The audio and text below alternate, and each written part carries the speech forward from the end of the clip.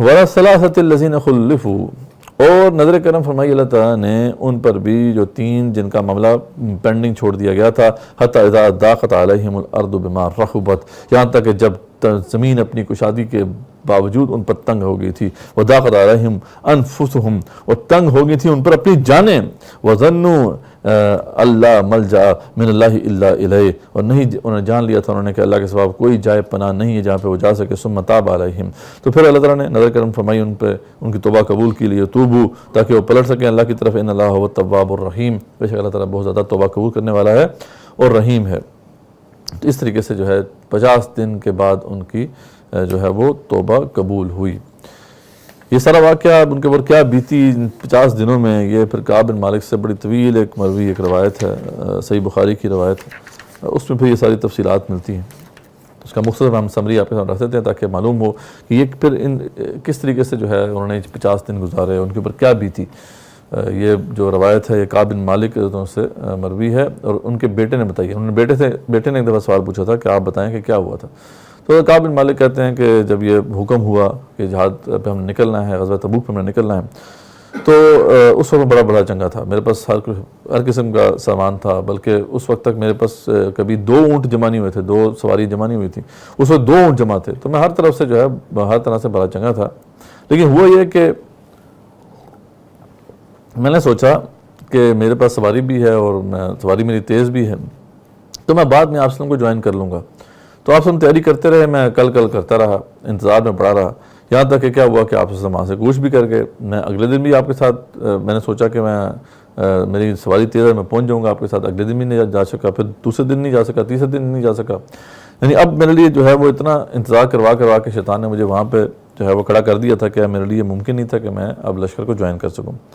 وہ کہتے ہیں کہ میں ان کا جو جہاں پہ وہ تھے، ان کا جو گھر تھا وہ مدینے سے تھوڑا سا باہر تھا۔ وہ کہتے ہیں میں اس کے بعد جب مدینے آیا تو میرے پاؤں کے نیچے سے زمین نکل گئی کہ مجھے وہاں پہ وہ لوگ نظر آ رہے تھے، یا تو وہ جو بوڑھے تھے، ضعیف تھے، یا وہ لوگ تھے جن کے چہرے سے نفاق ٹپکتا تھا۔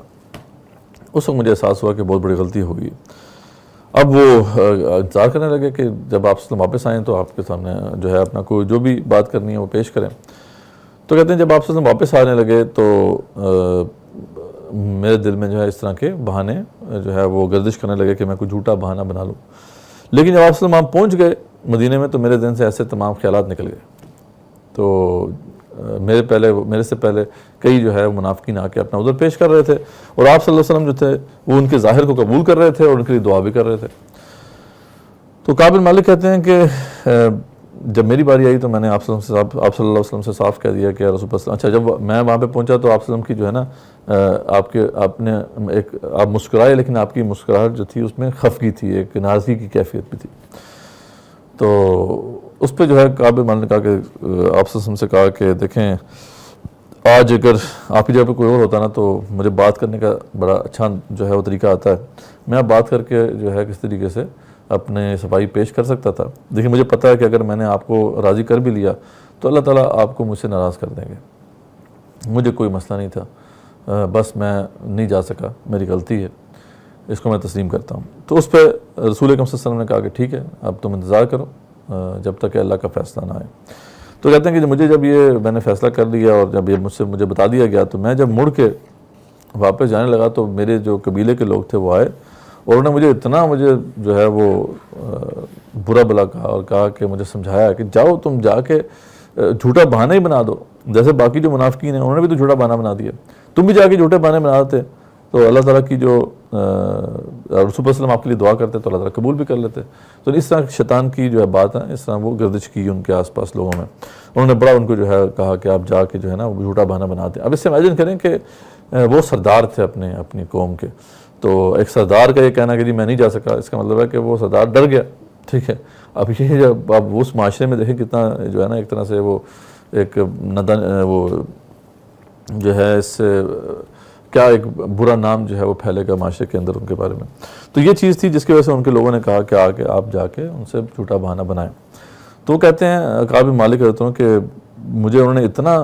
کہا کہ میرے دل میں یہ بات آئی گئی کہ میں جا کے جھوٹا بہانہ بنا ہی دوں، ٹھیک ہے، یعنی میرے دل میں خیال آ گیا۔ اب جسٹ امیجن کریں کہ اگر وہ جھوٹا بہانہ بنا دیتے تو مرد نفاق لگ جاتا، اور وہ پروسیس شروع ہو جاتا جیسے کہ باقی منافقین کا معاملہ تھا. تو اتنے کلوز تھے وہ ایمان اور نفاق کے بالکل سمجھ لیں کہ برج کے اوپر وہ کھڑے تھے, اور شیطان پورا پش کر رہا تھا کہ وہ کسی طرح جھوٹا بہانہ بنائے. لیکن وہ خود کہتے ہیں اپنی اس حدیث میں کہ میرے ذہن میں بات آئی کہ میں پوچھوں کہ میرے سوا اور بھی کوئی ہے جس کے ساتھ یہ معاملہ ہوا ہے, یعنی میں اکیلا ہی ہوں کہ جس کا جو ہے یہ پینڈنگ معاملہ ہو گیا, یا اور بھی کوئی ہوئے ہیں؟ تو انہوں نے بتایا کہ ہاں 2 اور بھی ہیں. اب انہوں نے جو نام لیے کہ حلال بن امیہ اور مرارہ بن ربیع رضی اللہ تعالیٰ عنہما, تو وہ کہتے ہیں کہ مجھے تسلی ہوگی کیونکہ یہ دونوں جو ہے میرے سے اوپر صحابہ تھے, یعنی یہ تھے بدری صحابہ میں سے تھے. تو میں نے کہا ٹھیک ہے چلو میں اکیلا نہیں ہوں, تو مجھے کچھ تسلی ہوگی. اس کے بعد کہتے ہیں میں پھرتا تھا, وہ 2 جو تھے صحابہ جو تھے وہ کی تو اچھی خاصی ایج بھی تھی, انہوں نے نکلنا ہی چھوڑ دیا گھروں سے اور ہر وقت روتے رہتے تھے. میرا معاملہ یہ تھا کہ میں نکلتا تھا لیکن مجھ سے کوئی بات نہیں کرتا تھا. میں جب نماز پڑھتا تو آپ سے مجھے محسوس ہوتا جیسے کہ آپ سے مجھے دیکھ رہے ہیں, لیکن جب میں ان کی طرف رخ پھیرتا تو وہ اپنا رخ جو ہے دوسری طرف کر لیتے. تو اس طریقے سے جو ہے کافی عرصہ گزر گیا, یہاں تک کہ پھر بیچ میں وہ کہتے ہیں ایک دفعہ میرا کزن تھا, میرے ہمسائے میں ہی تھا, میں نے ان سے ایک دفعہ بات کی اور کہا کہ کیا تمہیں معلوم نہیں کہ میں کتنی محبت کرتا ہوں اللہ کے رسول سے اور اللہ سے صلی اللہ علیہ وسلم. تو انہوں نے کہا اللہ ہی بہتر جانتے ہیں. انہوں نے بھی سلام کا جواب نہیں دیا. تو اس پہ بڑے جو ہے وہ آنکھوں میں کہتے ہیں آنسو آ گئے. پھر بعد میں ایک ملک غسان کا جو ہے خط بھی آیا, کہ غسانی جو قبائل تھے ان کے جو سردار تھے ان کی طرف سے خط آیا کہ آپ کے لوگوں نے آپ کو چھوڑ دیا ہے, آپ تو بڑے باوقار شخصیت کے حامل ہیں, آئے ہمارے پاس, ہم آپ کو عزت دیں گے. تو کہتے ہیں کہ ایک اور آزمائش آ گئی. اسی وقت جو ہے وہ خط دے کے وہ تندور میں ڈال دیا. تو اس طرح کی وہ کیفیت چل رہی تھی ان کی. اور وہ پھر ان کو خبر ملی کہ آپ صلی اللہ علیہ وسلم کی طرف سے یہ انسٹرکشن آئی ہیں کہ اب تم جو ہے اپنی بیویوں کو بھی چھوڑ دو. تو انہوں نے کہا کہ بیوی کو طلاق دینی ہے؟ انہوں نے کہا نہیں طلاق نہیں دینی, بس ان سے علیحدہ ہو جاؤ. تو خیر اس پہ وہ کہتے ہیں کہ جو صحابہ تھے, جو بوڑھے صحابہ تھے, ان کی جو بیویاں تھیں وہ آئیں آپ صلی اللہ علیہ وسلم کے پاس. انہوں نے کہا کہ ہم تو ان کی خدمت کرتی ہیں, وہ اس وقت بہت مطلب ہے کہ بوڑھے ہو چکے ہیں, ان کی ضروریات ہیں, تو کیا ہم ان سے صحبت اگر نہ کریں تو پھر کافی ٹھیک ہے. انہوں نے کہا نہیں ہاں بس صحبت نہ کرو, باقی رہ سکتی ہو تم ساتھ. لیکن جو کعب بن مالک کہتے ہیں کہ میرا دل نہیں چاہا کہ میں جا کے ریکویسٹ کروں. میں نے اپنی بیوی سے کہہ دیا تم لے کے چلی جاؤ, بعد میں دیکھیں گے جب اس کا فیصلہ ہوتا جو بھی ہوتا. تو اس وقت وہ کہتے ہیں کہ واقعی ہماری حالت یہ ہو چکی تھی کہ واقعی جیسے قرآن نے کہا ہے کہ ہمارے دنیا جو ہے اپنی وسعت کے باوجود ہم پر تنگ ہو چکی تھی, اور ہم اپنی جانوں سے تنگ آ گئے تھے. بالکل وہی حالت تھی. مجھے سب سے بڑا خدشہ یہ لگا ہوا تھا, یا ہم تینوں کو خدشہ لگا ہوا تھا کہ اس دوران اگر رسول اکرم صلی اللہ علیہ وسلم جو ہے ان کی وفات ہو گئی تو یہ بات کبھی کسی کو پتہ بھی نہیں چلے گی کہ ہوا کیا فیصلہ. اللہ کی طرف سے تو وہی آئے گی نہیں, پتہ ہی چلے گا ہمیں کہ واقعی ہماری توبہ قبول ہوئی یا نہیں ہوئی. تو ہمارا تو کوئی نماز جنازہ نہیں پڑے گا, اور اگر جو ہے ہم فوت ہو گئے اس دوران تو رسول صلی اللہ علیہ وسلم نے ہمارا نماز جنازہ نہیں پڑھنا, تو ہمارا حال کیا ہوگا, ہمارا بنے گا کیا. تو یہ وہ کہتے ہیں کہ ہماری حالت تھی. کہ یہاں تک کہ پھر وہ کہتے ہیں میں ایک دن بیٹھا ہوا تھا تو دور سے پھر آواز آئی کہ تمہیں بشارت ہو کعب بن مالک. اس کے بعد پھر وہ کہتے ہیں کہ مجھے خوشی ہوگی کہ ایک اطمینان ہو گیا کہ اللہ کی طرف سے کوئی فیصلہ آ گیا. کہتے ہیں ایک سوار جو ہے دور سے بھاگتا ہوا آ رہا تھا, ایک صحابی جو ہے مجھے خوشخبری سنانے کے لیے آ رہے تھے, لیکن ایک جو تھے صحابی انہوں نے پہاڑ پہ چڑھ کے مجھے آواز دی, وہ پہلے پہنچ گئی مجھے. تو مجھے بڑی خوشی ہوئی کہ جو ہے میری توبہ قبول ہو گئی. اور جو اسی وقت جو ہے میں نے ایک کپڑا جو ہے اس کو دیا جس نے مجھے خوشخبری سنائی تھی. فوراً پھر جو ہے میں وہاں پہ گیا رسول اللہ علیہ وسلم کے پاس. وہاں سارے صحابہ جمع تھے. اس میں طلحہ کے بارے میں وہ کہتے ہیں کہ وہ کھڑے ہوئے, مجھے انہوں نے گلے لگایا, اور مجھے وہ کبھی نہیں بھولے گا کہ انہوں نے مجھے ویلکم کیا. اور پھر آپ صلی اللہ علیہ وسلم کے پاس میں گیا تو آپ صلی اللہ علیہ وسلم نے پھر بتایا کہ توبہ تمہاری قبول ہو گئی ہے, تمہیں مبارک ہو اللہ کی طرف سے. اس پہ پھر وہ کہتے ہیں رسول اکرم صلی اللہ علیہ وسلم سے کہ میں چاہتا ہوں کہ اس کے عوض, کیونکہ اللہ نے میری توبہ قبول کی ہے, میرا سارا مال جو ہے اب لے لیں, بس صدقہ کرنا چاہتا ہوں میں اپنا سارا مال. اس پہ پھر رسول اللہ صلی اللہ علیہ وسلم نے فرمایا کہ نہیں اپنے لیے کچھ رکھ لو. تو انہوں نے کہا ٹھیک ہے, میں جو ہے جو خیبر میں جو مال غنیمت کا حصہ ملا تھا وہ میں رکھ لیتا ہوں, باقی سب میں اللہ کے نام پہ صدقہ کرتا ہوں. اس میں وہ خود پھر کہتے ہیں کہ اپنا کمنٹ اینڈ میں پورا واقعہ بیان کرنے کے بعد کہتے ہیں کہ مجھے یہ جو اللہ تعالیٰ نے مجھ پہ کرم کیا سچ بولنے کی وجہ سے کیا, اس لیے میں نے پھر اپنا یہ شعار بنا لیا کہ زندگی بھر کبھی میں جھوٹ نہیں بولوں گا. اس میں مجھے بڑی مشکل رہی پوری زندگی, لیکن وہ کہتے ہیں کہ پوری زندگی جو ہے میں نے اس کو اپنائے رکھا, اور اللہ تعالیٰ نے مجھے اس سے بہت کچھ نوازا بھی, لیکن مشکل رہی میری زندگی. تو یہاں پہ یہ جو ہے وہ روایت ختم ہوتی ہے. اس سے معلوم ہوتا ہے کس طریقے سے شیطان جو ہے وہ بدلاتا ہے, کس طریقے سے پش کرتا ہے کہ آپ جھوٹے بہانے بنائیں. کعب بن مالک جو تھے انہوں نے پوری جو ہے وہ کوشش کی کہ وہ جھوٹ نہ بولیں, اور اسی راستے پر رہیں, صحیح راستے پر رہیں. چاہے اس کے بعد ان کی ندامت بھی ہوئی, ان کو ان کی جو ہے ان کا معاشرے میں جو مقام تھا وہ بھی کسی حد تک جو ہے اس پہ آن چاہیے, لیکن آخر کار جب اللہ تعالیٰ نے توبہ قبول کر لی تو اب قیامت تک جو ہے ہم جب تک قرآن پڑھتے رہیں گے تو ان تینوں کا ذکر جو ہے وہ ہمارے سامنے آتا رہے گا، تو ان کا مقام بلند ہو گیا، پہلے سے بلند تر ہو گیا۔ اس کے علاوہ اور بھی کچھ اشخاص تھے، اور بھی لوگوں کے واقعات ہیں، 2 اور صحابہ کے واقعات بڑے ایمان افروز ہیں۔ ایک ابو خیسمہ تھے حضرت عنہ، ان کا معاملہ یہ تھا کہ جس دن جو ہے وہ آپ سے سامنے روانہ ہونا تھا جنگ کے لیے، قافلے کو تیار کر رہے تھے،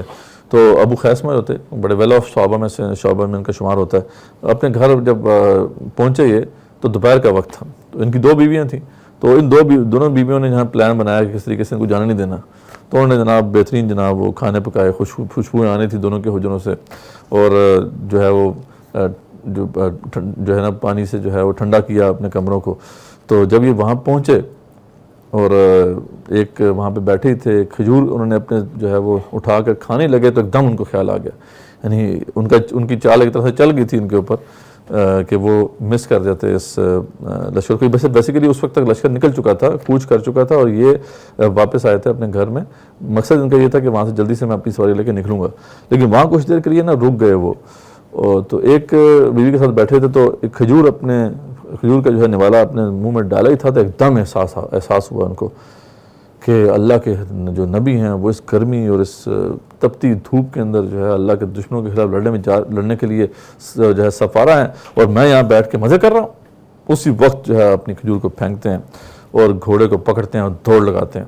اور آخرکار پھر وہ جو ہے پہنچ جاتے ہیں وہاں پر۔ جب وہ آ رہے تھے راستے میں، دور سے جو ہے وہ پتہ چل رہا تھا کہ کوئی گھڑ سوار آ رہا ہے، اکیلا ہی آ رہا ہے،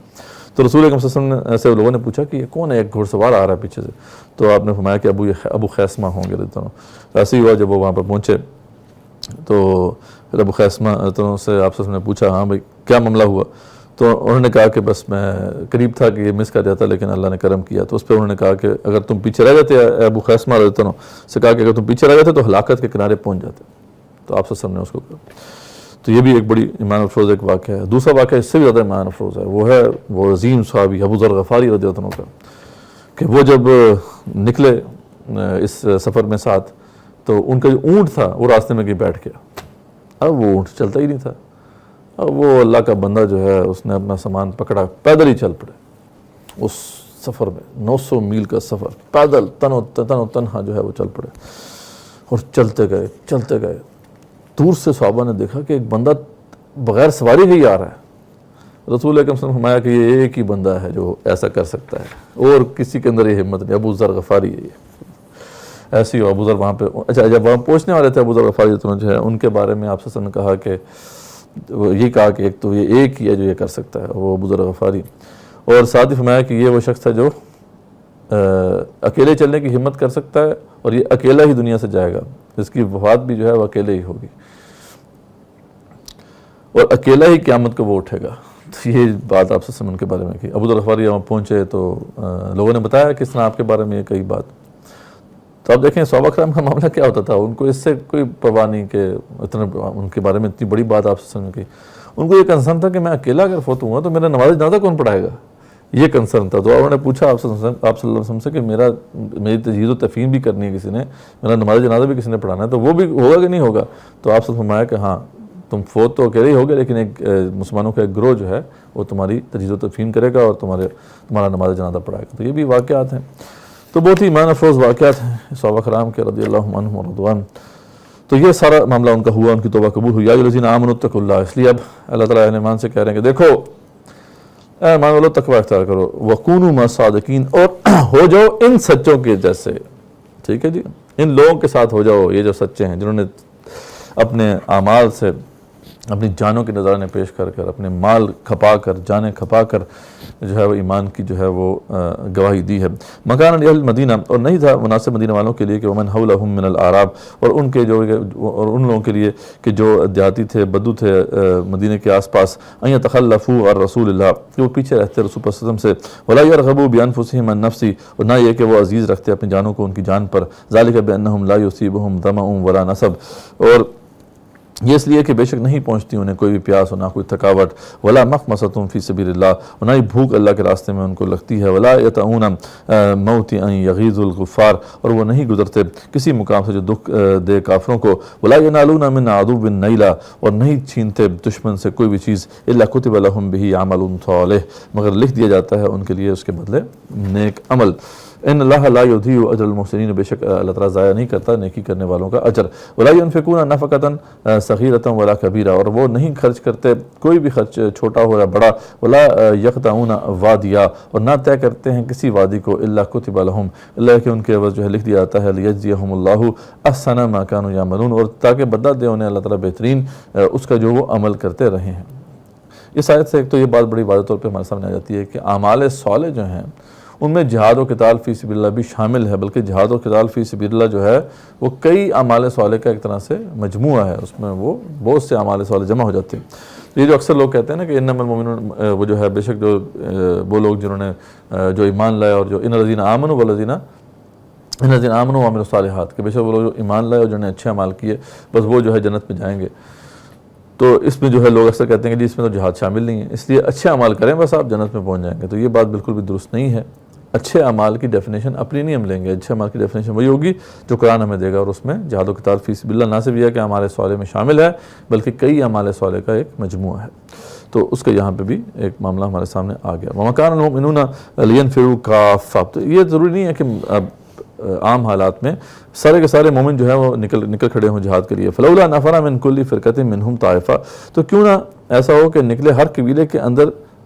ہر قبیلے میں سے ایک لوگوں کا گروہ، یتفقہوا فی الدین، تاکہ وہ آپ صلی اللہ علیہ وسلم کے ساتھ جائیں جہاد کے اوپر، اور جہاد پر جائیں اور وہاں پہ دین کا علم بھی سیکھیں. وَلِيُنذِرُوا قَوْمَهُمْ، اور خبردار کریں اپنی قوم کو واپس آ کے، اذا رجعوا الیہم، جب وہ واپس آئیں ان کی طرف، لعلہم یحذرون، تاکہ وہ گناہوں سے بچیں یا ڈر جائیں. اب یہ ایک ایسا مقام ہے قرآن کا، جیسا کہ ہم نے پہلے بھی ایک مقام کا انالیسس کیا تھا، جس کی بنا پر جو ہے وہ جہاد فی سبیل اللہ کو جو ہے وہ آگے پیچھے کیا جاتا ہے. اس کی فرضیت کے اوپر ایک جو ہے سوالیہ نشان کھڑا کیا جاتا ہے. یہ بہت غلط بات ہے. یہاں پہ جو بات کی جا رہی ہے بالکل ڈیفرنٹ کانٹیکسٹ میں ہے، کیونکہ پیچھے اتنے واضح جب آیات ہیں، انفروا خفافا وثقالا، نکل جاؤ اللہ کے راستے میں چاہے ہلکے ہو یا بوجھل ہو. تو صحابہ کرام یہ سمجھنے لگے کہ اب ہر حالت میں تمام صحابہ کو نکلنا ہے. اب ظاہر بات ہے جو جنگ ہوتی ہے، جہاد ہوتا ہے، اس میں ہر مارکہ ایسا نہیں ہوتا اس میں سب کو نکلنا پڑے. ایک اگر مقابلے میں صرف 100 لوگ ہیں تو سارے صحابہ اگر جناب کوئی 10,000 کے قریب صحابہ ہیں تو یہ لازمی تو نہیں ہے کہ 10,000 کے 10,000 وہاں سے نکل کھڑے ہوں. تو یہ لاجیکل بات بھی نہیں ہے. تو یہاں پہ یہ بات سمجھائے گی کہ تم سب کو نہیں نکل جانا چاہیے. ہاں، جتنے ضرورت ہے، جتنی لوگوں کی ضرورت ہے اتنے لوگ نکل جائیں. تو اس میں کیا ہو کہ بہتر یہ ہے کہ ایک پورا گروہ نکلنے کے بجائے ایسا ہو کہ جتنے بھی قبائل ہیں ان میں سے ہر قبیلے میں سے ایک چھوٹا چھوٹا گروہ جو ہے، یعنی ہر قبیلے میں سے اگر 100 بندے چاہیے تو 10 5 لوگ ہیں وہ اکٹھا ہو کے ایک دستہ بنائے اور وہ رسول اکرم صلی اللہ علیہ وسلم کے ساتھ جائیں. اگر رسول اکرم صلی اللہ علیہ وسلم خود جا رہے ہیں جہاد کے اوپر، اس سے فائدہ یہ ہوگا کہ یہ لوگ آپ صلی اللہ علیہ وسلم کے ساتھ جائیں گے اور آپ کا جو قرب ان کو نصیب ہوگا، یہ دین کا علم بھی سیکھیں گے، اور آپ صلی اللہ علیہ وسلم کو جو فتح نصیب ہوگی اس کا بھی یہ مشاہدہ کریں گے. اور واپس آ کے جب اپنے قبیلے میں جائیں گے، اپنے قبیلے میں جا کے لوگوں کو بتائیں گے تو ان کو علم بھی حاصل ہوگا، اور ان کے جو کفار ہیں وہ ڈر بھی جائیں گے کہ کس طریقے سے رسول اکرم صلی اللہ علیہ وسلم کے ساتھ جا کے یہ جو لشکر فتح یاب ہوا. تو یہ بیسیکلی اس کا کانٹیکسٹ ہے جس میں بات ہو رہی ہے. یہ نہیں کہا جا رہا کہ دیکھو جو ہے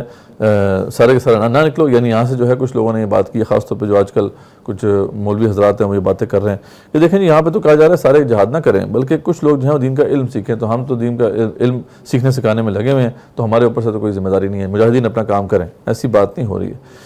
یہاں پہ بات ہو رہی ہے اس کانٹیکسٹ میں کہ ہر حالت میں یہ ضروری نہیں ہوتا کہ سب کے سب نکل جائیں. اس میں پھر کئی تفاسیر ہیں، امام ابن کثیر نے تقریباً 5 تفاسیر اس کی جو ہیں وہ پیش کی ہیں. اس میں پہلی تفسیر تو یہ ہے کہ اللہ تعالیٰ نے کیونکہ پہلے کہہ دیا تھا کہ دیکھو مومنوں کے لیے لازمی نہیں ہے، مومنوں کے لیے جو ہے یہ بہت غلط بات ہے کہ وہ رسول صلی اللہ علیہ وسلم کو چھوڑ جائیں جب وہ نکلے جہاد کے لیے. تو یہ حکم تھا کہ جب رسول اکرم صلی اللہ علیہ وسلم نکلے کسی مارکے میں تو کسی کے لیے بھی اب جو ہے نا پیچھے بیٹھے رہنا یہ اب جو ہے وہ درست نہیں ہے، سب کو نکلنا ہوگا. تو یہ جو حکم تھا یہ اس حکم سے پھر جو ہے منسوخ ہو گیا کہ نہیں، یہاں پہ اللہ تعالیٰ نے بتا دیا کہ رسول اکرم صلی اللہ علیہ وسلم بھی جب نکلیں تو سب کے لیے نکلنا ضروری نہیں ہے، بلکہ ہر قبیلے میں سے ایک چھوٹا گروہ آپ کے ساتھ جائے. ٹھیک ہے، جب عام حالات ہوں. ہاں، جب کیونکہ اس طرح سلطنت روما سے ٹکر تھی، سب کو نکلنا پڑنا تھا، سب کو نکلنا پڑنا ہے. جی، ایک تو تفسیر یہ. دوسری تفسیر یہ ہے کہ وہی جو میں نے آپ کے سامنے رکھی کہ جب رسول اکرم صلی اللہ علیہ وسلم جائیں تو تم میں سے کچھ لوگ جو ہیں ان کے ساتھ چلے جائیں، ہر قبیلے میں سے جا کے دین کا علم بھی سیکھیں اور یہ بھی دیکھیں کہ کس طریقے سے مسلمانوں کو فتح نصیب ہوئی تو اس کا مشاہدہ بھی کریں اور آ کے اپنے لوگوں کو بتا دیں. یا تیسری ایک تفسیر جو ہے ابن عباس سے مروی ہے رضی اللہ عنہ، وہ یہ کہتے ہیں کہ اگر کسی مارکے میں رسول اکرم صلی اللہ علیہ وسلم نہ نکلیں، آپ صلی اللہ علیہ وسلم مدینے میں ہی رہتے ہیں اور آپ ایک دستے کو باہر بھیجتے ہیں، تو اس میں بھی سب کے سب کو نہیں نکل جانا چاہیے کسی ایک قبیلے میں سے، اس میں ایک ہر قبیلے میں سے کچھ لوگ جو ہیں جائیں اور کچھ لوگ جو ہیں یہیں پہ رہیں آپ صلی اللہ علیہ وسلم کے ساتھ اور دین کا علم سیکھیں، تاکہ وہ جو مجاہدین بعد میں واپس آئیں تو ان کو وہ پھر دین کا علم سکھا سکیں۔ یہ بھی ایک اس کی تفسیر ہے۔ اور پھر چوتھی تفسیر ہے وہ اس کانٹیکس میں وہ کہتے ہیں کہ ابن کثیر کی یہ بیسیکلی جہاد سے متعلق آیات ہیں ہی نہیں، ہوا یہ تھا کہ آپ صلی اللہ علیہ وسلم نے کچھ بدوؤں کی تعلیم و تعلم کے لیے کچھ صحابہ کو وہاں پہ بھیجا تھا ان کے علاقوں میں، وہ لوگ وہاں پہ چلے گئے، اب پیچھے جہادی کال آ گئی، وہ اس میں شریک نہیں ہو سکے، تو ان کو یہ تھا بڑا ملال تھا کہ ہم شریک نہیں ہو سکے۔ اس پہ لوگوں نے باتیں بھی کی، کچھ لوگوں نے کہ جی آپ تو یہاں پہ بیٹھے رہے آرام سے، لوگ جو ہیں وہاں جہاد کرتے رہے، تو اس پہ یہ جو ہے آیت نازل ہوگی کہ ایسی بات نہیں ہے، وہ لوگ جو تھے وہ بھی ایک اللہ کی طرف سے ایک اہم ذمہ داری ادا کرنے پر مامور تھے۔ اور پھر ایک اور تشریح یہ بھی ہے کہ ایک مدر قبیلہ تھا، جب اس کی سرکشی بہت بڑھ گئی تو آپ صلی اللہ علیہ وسلم نے ان کے لیے بدعا کی تھی، وہاں پہ قید پڑ گیا۔ اب وہ کیا ہوا کہ اس قید کی وجہ سے یہ لوگ جو ہے بڑی تعداد میں مدینے چلے آئے اور جھوٹ موٹ جو ہے مسلمان ہونے کا لبادہ اوڑھ لیتے تھے، یعنی کہتے تھے ہم نے کلمہ پڑھ لیا، تو مسلمانوں کے لیے بڑا مشکل ہو گیا معاملہ۔ تو اس لیے جو ہے آپ صلی اللہ علیہ وسلم نے ان سے کہا کہ ایسا نہ کرو، ڈرو اس سے، سمجھ کے اسلام قبول کرو، اور تم ایسا کرو کہ تم سارے وہیں پہ رہو، ہاں ایک ایک گروہ کر کے تم آتے رہو، یہاں دین سیکھو اور واپس جا کے اپنے قبیلے کو سمجھاؤ۔ تو یہ تمہیں کرنا چاہیے تاکہ صحیح طریقے سے تبلیغ کا جو ہے فریضہ بھی اثر انجام پا جائے اور جو ہے صحابہ کرام کے لیے مشکل بھی نہ ہو۔ تو یہ مختلف تفاصیر ہیں، لیکن یہ ہے کہ کانٹیکس بڑا واضح ہے کہ دین اسلام کے اندر جب جہاد کا حکم آ گیا ہے، اس کا مطلب یہی ہے کہ جتنی ضرورت ہے اتنی نفری آپ جو ہے فراہم کریں۔ یہ نہیں کہا جا رہا کہ سب کے سب ہر مارکے میں نکل جائیں، یہ کہیں پہ بھی بہرحال جو ہے بات نہیں ہے۔ ہاں باقی بھی امپورٹنٹ امور ہیں جن کو آپ نے بجا لانا ہے، وہ آپ کریں، مجاہدین بھی جائیں، اپنا کام کریں، لیکن جب ضرورت پڑ جائے کہ جب مسلمانوں کو جو ہے پتہ ہو کہ اب ان کا جو مقابلہ ہے کہ ایسی دشمن سے ہے جہاں سب کو نکلنا لازمی ہے، تو اب ان کے سب پہ جو ہے فرض ہو جاتا ہے کہ وہ نکلیں۔ تو یہ اس کانٹیکس میں یہ ساری بحث ہے جو یہاں پہ بیان کی گئی ہے۔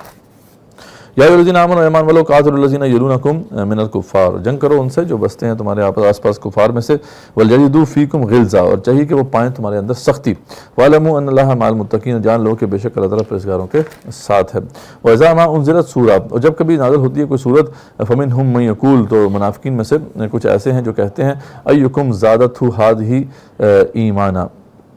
کون ہے کہ جس کے ایمان میں اضافہ ہوا ہے سورت سن کے۔ اب دیکھیں یہ سورت جو ہے اللہ تعالیٰ نے خاص طور پہ اس کو ایمان کی کسوٹی بنا دی ہے،